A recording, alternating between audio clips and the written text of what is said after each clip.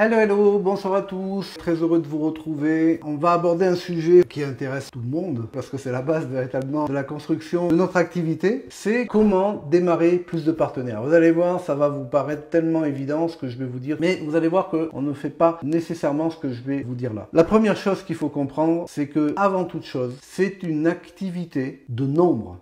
Donc le grand gagnant, c'est celui qui parle le plus. Point barre. Si vous voulez avoir plus de partenaires, il faut que vous parliez plus. Tout simplement ça. Alors il y a d'autres choses qui sont plus liées à un état d'esprit. La clé, c'est le nombre avec le coefficient multiplicateur qui est l'attitude, l'état d'esprit. Parce que si vous avez que l'état d'esprit et que vous parlez à personne, ben c'est super, vous allez rester tout seul. Donc il n'y a pas trop d'intérêt à ça. Mais si vous avez le nombre et que vous avez une piètre attitude, une démarche de demandeur, ça va être assez compliqué. Vous allez arriver à quelque chose, mais pour un même nombre, si vous êtes demandeur, vous aurez plus de difficultés à avoir des partenaires que si vous êtes offreur. Donc cette notion de nombre, elle est excessivement importante. À chaque fois que je discute avec un partenaire qui dit « Ouais, j'ai des difficultés, j'arrive pas à développer mon réseau comme je voudrais, et ainsi de suite ». Première question, c'est « Ok, à combien de personnes tu parles par jour ?» Et là, la personne commence à réfléchir. Alors, combien de personnes parlent par jour? Déjà, je parle pas tous les jours. Si je fais le compte, le dernier mois, j'ai parlé à 5 personnes, quoi.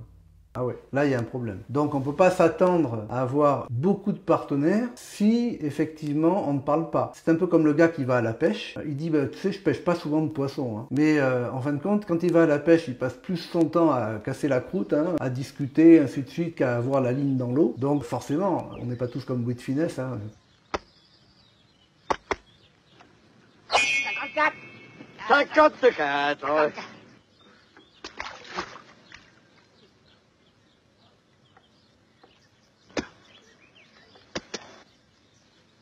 54 54 54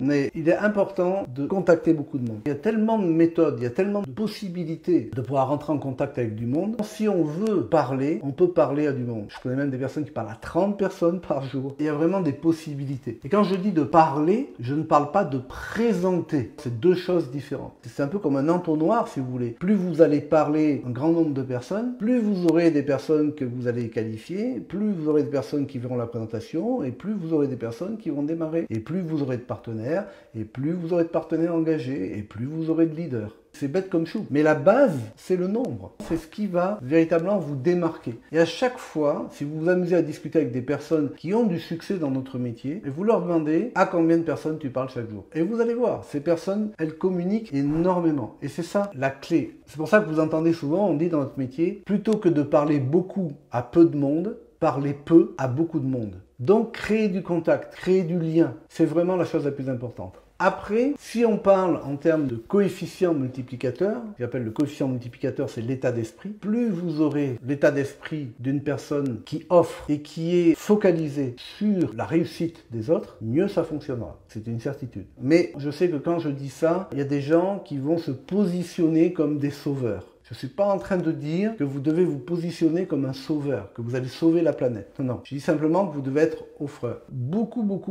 ont ce complexe quand ils sont en train de parler à des gens. Ils ont une certaine gêne parce qu'ils sont en train de proposer une activité payante. Il faut payer. Ça veut dire que la personne va devoir sortir de l'argent, la personne va devoir s'investir et peut-être même parmi vous, il y en a qui ont déjà entendu des gens leur dire « Ah non, mais moi je ne veux pas payer pour travailler ». Si une personne vous dit « Mais moi je ne veux pas payer pour travailler », d'ores et déjà, dites-vous bien une chose, c'est pas le bon profil. La personne se disqualifie dans ce cas-là, parce que c'est un métier de libre entrepreneur. Même si aujourd'hui, je sais que la majorité des gens se focalisent sur le fait de vendre des produits, le marketing de réseau, c'est avant toute chose développer un réseau et par défaut avoir des clients. C'est-à-dire parmi tous les gens qui ne sont pas intéressés par l'opportunité réseau, donc par le fait de créer leur propre entreprise et de développer des revenus passifs, on va aller vers les produits. Je sais qu'aujourd'hui, la norme, c'est plus je vais faire du client et parmi mes clients, certains vont devenir partenaires. Et pour moi, c'est la grande différence entre la vente directe et le marketing de réseau. Vraiment un truc que je trouve complètement erroné, c'est quand j'entends la vente par réseau. Ça, c'est un amalgame qu'on s'est amusé à en faire, surtout en France. Alors, c'est de la vente par réseau. Non, non.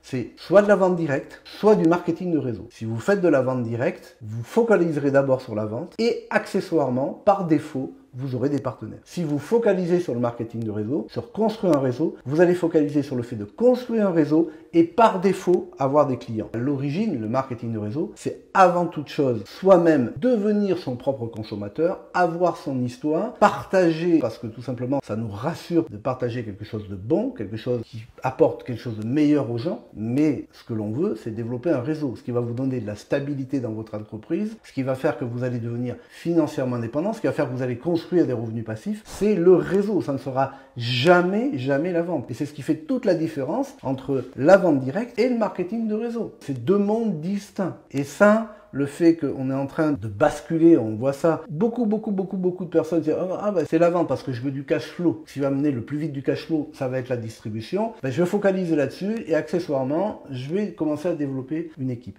Je peux vous dire une chose, c'est beaucoup plus difficile de mettre en place une grosse clientèle que de développer un réseau. Parce qu'une grosse clientèle, vous devez vous en occuper seul, alors qu'un réseau, ce sont un groupe de personnes qui deviennent autonomes et qui elles-mêmes rendent d'autres personnes autonomes. Donc certes, vous allez mettre un peu plus de temps pour construire votre revenu, mais c'est quelque chose qui va être beaucoup plus stable dans la durée. Je vous donne un exemple, moi j'ai aucun client qui est avec moi depuis 10 ans. Par contre, j'ai des partenaires qui sont avec moi depuis plus de 10 ans. Donc ça fait une grosse différence. Pour trouver un partenaire qui est avec vous depuis plus de 10 ans, ça sera peut-être un peu plus long que pour trouver un client, mais sur la durée, ça apporte une liberté incroyable. C'est pour ça qu'on appelle ça la libre entreprise. Pour moi, c'est important de souligner ça, parce que ça dénote déjà dans quel esprit vous êtes en train de faire votre activité. Est-ce que vous êtes en train de faire votre activité en disant « Ah super, j'ai un client qui peut être intéressé, il va faire lui-même des clients ». Vous avez plus de chances dans ce cas-là d'avoir quelqu'un qui a l'état d'esprit d'un vendeur que d'un constructeur, d'un chef d'entreprise. Ça fait une grande différence. Si par contre, vous partez dans l'idée de construire un réseau et de développer des revenus passifs, ce que vous allez rechercher, c'est des personnes qui captent, qui voient le potentiel.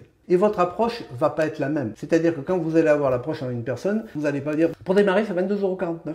Pour démarrer, c'est 25 €. Pour démarrer, c'est 30 €. » Non, c'est pas ça. Vous n'allez pas arriver avec ce type de propos. Vous allez parler d'entrepreneuriat. C'est quelque chose de lourd, c'est de gros investissements, c'est un très gros engagement. Et vous allez ramener, vous vous rendez compte, vous pouvez démarrer votre entreprise pour quelques centaines d'euros. C'est extraordinaire. Donc, vous vous adressez pas à des gens de la même façon. Et donc, en termes de profil, vous êtes en train d'avoir une autre approche. Pour vous faire une analogie, vous êtes des franchiseurs. Quand nous développons un réseau, nous sommes des franchiseurs, ni plus ni moins. C'est l'état d'esprit du franchiseur. Moi, j'ai eu une franchise, j'ai été franchisé. Quand j'ai démarré ma franchise, j'ai mis 100 000 € sur la table. Ça veut dire que j'ai acheté ma franchise, comme tout franchisé. J'ai eu un entretien avec le franchiseur, on a échangé, ainsi de suite, et il m'a posé tout un tas de questions. Et malgré le fait que je mettais 100 000 €, et donc j'investissais dans sa franchise, et que j'avais choisi sa franchise, j'aurais pu en choisir une autre, mais j'avais choisi la sienne, eh bien, il m'a qualifié. Il a regardé, est-ce que c'est le type de personne que je veux avoir en tant que franchisé ou pas. Alors que j'allais mettre 100 000, puis vous avez des franchises, c'est 500 000 ou 1 million. Hein. Donc vous avez des gens qui arrivent chez le franchiseur et disent, voilà, bonjour, j'ai l'emplacement, j'ai les murs, j'ai le fonds de commerce, j'ai l'argent pour payer la franchise, j'ai tout ce qu'il faut, ok, en démarquant. Ah non, ça marche pas comme ça. Ça marche pas comme ça. Pourquoi vous nous avez choisi à nous? Pourquoi vous voulez travailler avec nous? Pourquoi vous pensez que ce domaine est fait pour vous? C'est comme une embauche quand vous démarrez avec un franchiseur. Et on pourrait se dire, oh, mais le gars, il met de l'argent, il s'investit, il prend un engagement de chef d'entreprise. Et des franchiseurs lui disent, non, on a décidé qu'on n'allait pas s'investir avec vous. Vous pouvez dire, mais attendez, c'est moi qui investis. Vous me faites bénéficier de votre méthodologie qui se duplique, parce que c'est ça. La plus grosse franchise qui se duplique le plus au monde, on le sait, c'est McDonald's. Ça, c'est la big franchise. Mais comprenez une chose, si vous allez demain chez McDo, on dit, bah, je vais ouvrir un McDo. Mais ils vont pas regarder simplement si vous avez l'argent. Ils vont regarder si vous avez le profil. Et regardez ce qu'on fait en tant que constructeur en réseau. On prend tout le monde. C'est-à-dire qu'en fin de compte, peu importe la personne, on prend tout le monde. Et on se dit, il faut qu'elle démarre avec le minimum du minimum. Hein. Notre activité, c'est pour les gens qui n'ont pas d'argent. Hein. C'est vraiment pour les gens qui n'ont pas d'argent. Mais c'est faux. C'est pas une notion d'argent. C'est une notion d'état d'esprit. Je discutais avec un partenaire aujourd'hui. J'expliquais, je disais qu'il y a des gens qui disent, ah ben j'ai pas d'argent. Mais ils ont une moto qui est en train de dormir dans le garage. Sous une bâche, mais comme ils n'ont plus les moyens de s'en servir, la moto dort là. Et aujourd'hui, on faisait le coaching, il me dit, Jean-Marc, l'autre jour, t'as mis en plein dans le mille parce que moi j'ai une voiture de sport, ça fait 4 ans qu'elle dort sous une bâche. Du coup, j'avais décidé de la vendre avant que tu fasses ce coaching, mais il me dit, en fin de compte, c'est vrai quoi. Donc quand vous êtes en train d'approcher les gens en minimisant le truc au lieu de le valoriser, mais déjà vous décrédibilisez le marketing de réseau, alors de manière dramatique, parce que du coup on passe, nous, dans la profession, pour des gens qui prennent tout ce qui bouge, donc c'est complètement fou, l'approche, elle est faussée, complètement faussée. Et je vais vous dire,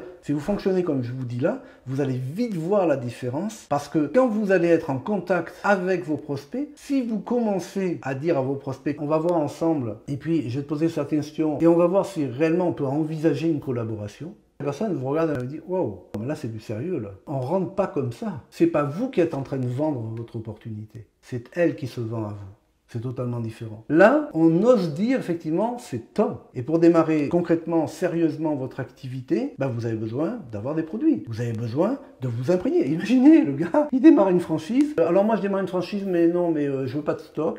Les produits, je les connais pas. En fin de compte, je m'en fous, hein, parce que tout ce que je veux, c'est un boulot, quoi. Le franchiseur va lui dire, mais non, monsieur, on peut pas travailler ensemble, c'est pas possible. Est-ce que ça vous est déjà arrivé, oui ou non, de dire à des gens, on peut pas travailler ensemble? Quand vous en arrivez là, je peux vous dire, vous avez la bonne démarche. Parce que la majorité des gens, voilà la démarche qu'ils ont. Si je ne le prends pas, c'est quelqu'un d'autre qui va le prendre. Moi, je vais vous dire une chose. Je vous les laisse si vous voulez. Il n'y a aucun problème. Je vous les laisse. C'est pas ce que je recherche. Et je suis sûr qu'en tant que constructeur de réseau, c'est pas ce que vous recherchez. Et c'est ça qui rend les choses complètement paradoxales. C'est que si je vous pose la question, qu'est-ce que vous voulez comme partenaire? Est-ce que vous voulez des partenaires sérieux, engagés, qui se prennent en charge, autonomes? Est-ce que vous voulez des partenaires qui sont des gens que vous sentez investis, ou des gens avec qui ça va être très compliqué, qui sont complètement déresponsabilisés, qui sont toujours en train de vous poser des questions alors qu'ils ont déjà les réponses, ainsi de suite? Qu'est-ce que vous voulez comme partenaire? Et je dis toujours à mes propres partenaires, pour ceux qui veulent construire, je dis, dresse le profil type du partenaire que tu veux. Et après, demande-toi si tu as toutes les qualités que tu viens de lister. Parce que tu vas attirer avant toute chose des gens qui te ressemblent. Parce que quand tu vas tout simplement commencer à prospecter, à être en contact avec des gens, c'est l'attitude que tu vas dégager, et donc tu vas attirer des gens comme toi, qui se ressemblent, s'assemblent. Qui se ressemblent, s'assemblent. C'est aussi simple que ça. Et quand on dit ça, c'est vraiment une notion d'état d'esprit. Donc, se poser la question de savoir, je veux plus de partenaires, mais est-ce que je veux plus de partenaires qualifiés ou plus de partenaires pour avoir du partenaire? Parce que si moi j'ai 100 partenaires qui sont des gens engagés et sérieux dans ce qu'ils font, et que ces gens réalisent régulièrement 1000 points, tous les mois par exemple, et que vous en avez 1000 qui régulièrement font 0, vous avez bossé beaucoup plus, vous perdez votre temps, ça n'avance à rien, vous discréditez le marketing réseau de manière incroyable, parce que ces gens-là sont des irresponsables qui vont tout simplement abandonner à une vitesse grand V, et après ils vont dire que le marketing de réseau c'est nul, on leur a dit qu'on pouvait démarrer et rien faire et que ça allait fonctionner. Non, non, non. Le marketing de réseau, tout le monde peut le faire. Tout le monde peut démarrer. La seule chose que je regarde, encore une fois, c'est pas ce qu'a fait la personne avant, c'est dans quel état d'esprit elle se trouve quand elle démarre. Un jour comme ça, il n'y a pas longtemps encore, il y a une personne qui disait à Sophie, pourquoi je devrais démarrer avec vous? Et Sophie, elle a retourné et lui dit, non, c'est moi qui vous pose la question, pourquoi je devrais investir avec vous plutôt qu'avec une autre personne? Là, on est en plein dans le mindset. Vous savez, si vous êtes dans une notion de manque, si vous êtes en train de dire, je vais avoir un mal fou à trouver des gens, donc je vais prendre ce qui passe, c'est catastrophique, parce que vous ne qualifiez pas, et en fin de compte, vous n'avancerez pas. Vous allez prendre des personnes qui, dès qu'elles vont voir qu'il faut s'engager, qu'il faut se responsabiliser un petit peu, ça va être terminé. Et ces gens colportent en permanence des propos négatifs sur notre profession. C'est nous, hein, nous tous dans la profession, hein, tous ceux qui ont agi de manière complètement irresponsable, en cherchant simplement des numéros et pas des personnes, qui avaient réellement envie de s'investir, mais qui voulaient simplement faire des volumes, qui ont généré ça. Mais le marketing réseau, aujourd'hui, a acquis ses lettres de noblesse. C'est quelque chose qui est devenu très sérieux. C'est véritablement un domaine d'activité ultra puissant, dans lequel, effectivement, on ne demande toujours pas aux gens d'avoir un cursus rempli ou quoi que ce soit, mais on leur demande d'avoir une motivation. On leur demande d'être prêt à s'investir, d'être prêt à se remettre en question, de faire cette activité avec sérieux. Et donc, vous savez ce qu'il y a de magique quand vous commencez à fonctionner comme ça et que vous avez des échanges d'égal à égal avec la personne. C'est pas supérieur, inférieur ou quoi que ce soit. Si vous mettez en position de demandeur, vous mettez en position d'infériorité. Si vous offrez quelque chose, la personne va vous renvoyer quelque chose. Comme on dit, suis-moi, je te fuis, fuis-moi, je te suis. Donc ça veut dire quoi? Ça veut dire que si la personne sent que c'est pas gagné parce que vous savez précisément et vous considérez que votre temps a une valeur et que le temps que vous allez investir avec une personne, vous ne pourrez pas l'investir avec une autre. autre. Vous ne pouvez pas vous investir avec 2 personnes à la fois au même moment. Donc vous savez que du côté investissement, vous êtes limité. Et dès le départ dans le rapport, vous allez commencer à inverser les choses. Moi je dis souvent, si je rencontre même quelqu'un que je connais, cette personne je la sens pas motivée, je dis ok, mais c'est pas grave, on en reste là, il n'y a aucun problème. Je suis pas en train de quémander parce que je sais que cette personne, si déjà il n'y a pas cette motivation à changer quelque chose, je sais que derrière, je vais perdre mon temps. Elle va perdre son temps et en plus elle va dire que je l'ai trompée. Ce qui, somme toute, n'est pas tout à fait faux. Parce que je ne lui ai pas dit toute la vérité. Je ne lui ai pas dit que ça allait demander de l'engagement. Ça allait demander une certaine dose de responsabilité. Le fait de s'investir et d'investir du temps, de l'énergie et de l'argent. Ça, c'est vraiment important. Moi, je vous engage à un truc. Prenez le temps de réécouter. Prenez le temps de noter. Et demandez-vous, qu'est-ce que je peux tirer de là-dedans? Est-ce que je suis plutôt dans ce type de configuration ou dans ce type de configuration? Parce que je vais vous dire, suivant l'approche que vous avez, tout va découler de cette approche. Et si vous êtes dans une approche demandeur, votre activité va être difficile et stressante. Si vous êtes en train d'offrir, et si véritablement vous définissez dès le début quel type de profil vous voulez avoir avec vous, ça sera beaucoup plus simple. Je vais terminer par cette petite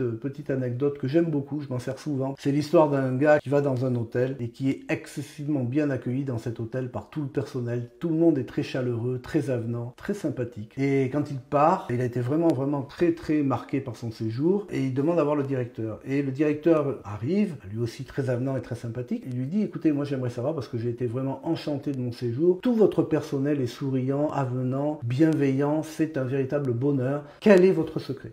Et le directeur lui dit, j'ai pas de secret. Il dit, attendez, moi aussi j'ai du personnel, je sais ce que c'est.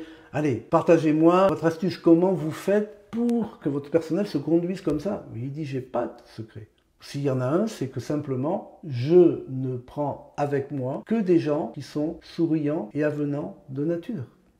C'est si simple. Si vous prenez avec vous, dans votre équipe, seulement des gens souriants, avenants, qui sont des gens investis, responsables, qui ont du respect pour autrui, mais vous allez vous régaler, vous allez vous amuser dans votre activité. Je ne fais pas du marketing de réseau pour me prendre le chou. Je fais du marketing de réseau parce que je suis libre. Je décide avec qui je m'investis, quand je m'investis, combien de temps je m'investis. Je décide de tout et pour vous, c'est pareil. Ne travestissez pas ce métier. Il est magique. Il vous apporte une totale liberté. Sortez-vous de la tête qu'il y a du manque, il y a de l'abondance. Si vous êtes en train de rechercher des gens qui sont responsables, engagés, respectueux, qui veulent construire quelque chose, ils vous cherchent aussi. Ces gens-là cherchent des personnes qui ont le même type de profil qu'eux. Parce qu'encore une fois, dans ce sens-là aussi, les semblables s'attirent. Donc c'est ce que je voulais partager avec vous. Si ça vous a apporté quelque chose, dites-moi. N'hésitez pas à poser vos questions. Abonnez-vous. Si ça vous a plu, vous mettez un pouce. Sur ce, je vous souhaite une bonne soirée. Merci de votre présence. J'ai été très heureux de partager ce moment avec vous. Bye bye.